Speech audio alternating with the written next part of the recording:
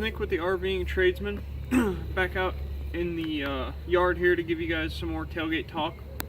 We're getting ready to head out on a trip tomorrow, so we decided we were going to come out and do a video on pretty much the process that I go through when I hook up the truck to the trailer and how to get everything hooked up. It's just the method I use. I don't know if it's the best method, but it's what I do. So first thing I normally do is I'll raise the tongue up as high as it needs to go. I know on my truck, because it's kind of tall, it needs to kind of be above my kneecap right there. Just sort of a mental note that I've picked up along the way. So I keep a bucket on top of the tongue jack just to keep everything dry and stuff like that. It also provides a nice place to hang the chains and the emergency breakaway cable, stuff like that. I know they have some covers out there that are really nice. I've looked at them. I know this looks kind of redneck, but it's one of those if it isn't stupid if it works kind of things. And the covers are nice, and they're not priced too expensive. They're actually really fairly priced. But the buckets kind of saved me a couple of times needing to stand on something when we get to a campsite or something like that. Sometimes you just need an extra, step or two to get up somewhere. So I'm kind of partial on my bucket. But I'm going to go ahead and get all this unhooked and then move the truck over here, and we'll come right back.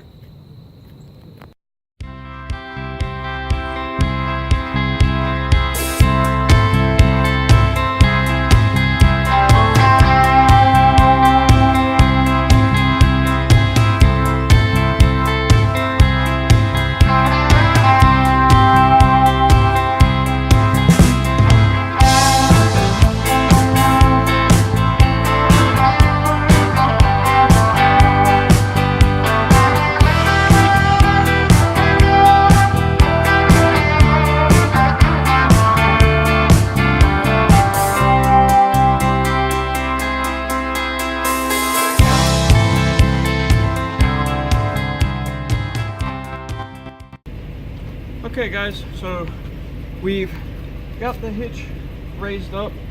We got the bucket off the top of the tongue jack. The next thing for me to do is I've got to swap my ball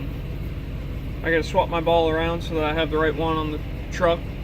I did forget to mention before, the camper is all packed up, it's closed up, the power's disconnected, water's disconnected, everything like that.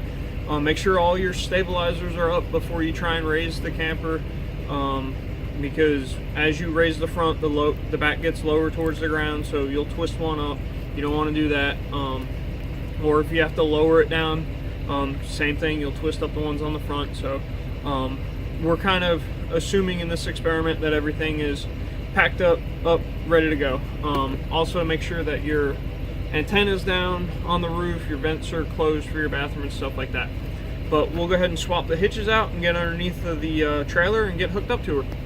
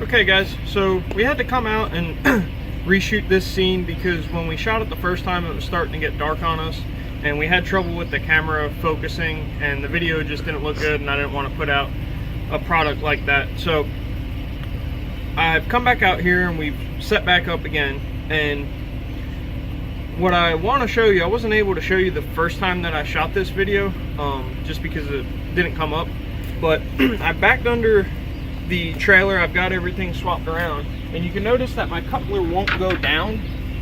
And the reason for that is because the truck and the trailer need to be in just the right position for the two to come together and mate properly. So what happens a lot of time is you're just not in that kind of sweet spot, that happy spot that it needs. So there's two things you can do about it. One, if you're unsure of which direction you need to go to get them to line up, because you need to either go forward or backward, or one direction or the other to get it to line up properly, is you can put the truck in neutral and just let the truck and the trailer find their happy spot. Or I can actually tell you, in this case, I backed up too far. I can see that the ball is hitting the back of the coupler here, so I need to go forward not even a fraction of an inch. So what you do is, I usually will just bring my jack up just a little bit and just get it to hover just off the ground there, and just go forward just a little bit. Don't take your don't take any of your wheel chocks up or anything like that.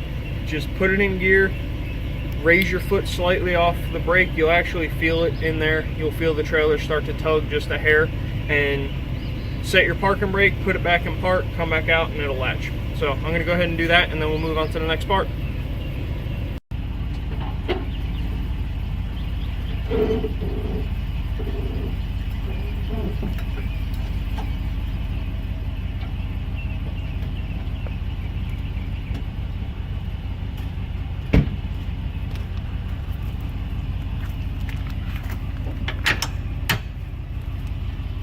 Okay guys, so as you can see, getting that to latch is pretty simple. It's just a matter of knowing what you need to do, or what you need your truck or your trailer to do. The next thing we're going to do is we're going to put the weight distribution hitches on, secure our emergency breakaway cable, and plug the lights in. And I'm going to talk about weight distribution hitches at a later date in a different video. I'm not going to do it right now because it would end up being like a 45-minute long video. But after we do that, the only thing left to do is check the lights on the vehicle, pick up the wheel chocks, and get down the road. So we'll get to it.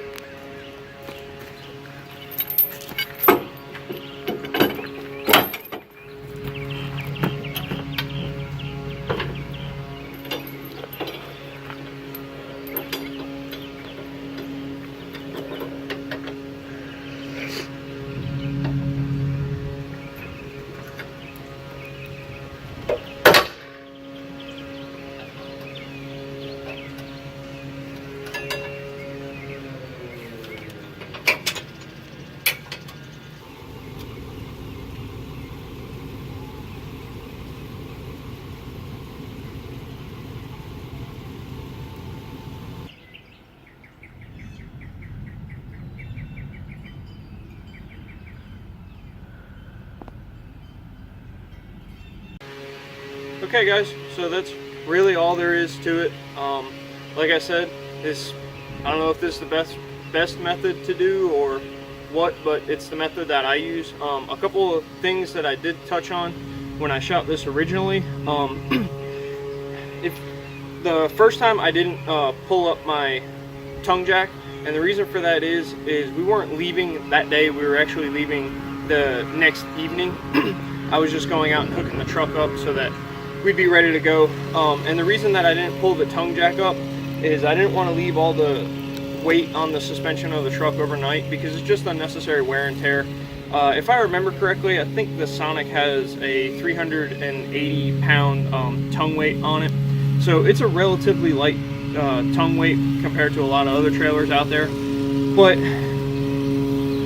why put 400 pounds in the back of your truck and leave it in there all the time? It's just going to wear out your shocks and springs and everything like that. So anytime that I'm not leaving that day, I'm leaving the next day, I'll just put the tongue jack down and just take a little of that pressure off of it, just to keep the wear and tear off. Another thing, I was told this when I first got into RVing and trailering and stuff like that, is always make sure that your power is disconnected from your trailer before you plug in your brake lights. Supposedly that will fry your alternator. The God's honest truth is I don't know if that's true or not.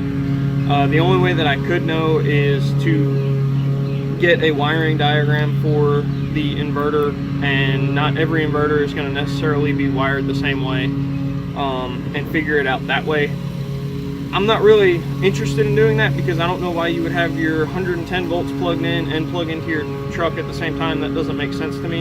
And even if I knew, I probably wouldn't be willing to test it on one of my own vehicles anyway. So if somebody out there has tested it on your vehicle, let me know what the results were. I'd be interested to see.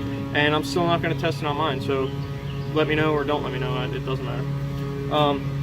But other than that, the only other thing I have is like, comment, subscribe, touch the little bell. I think in the past videos I've been saying click, and somebody told me that nobody watches YouTube on a computer anymore, so touch it with your finger so that you get notified when our videos go up. And other than that, guys, stay safe out there, and we'll see you on the next one.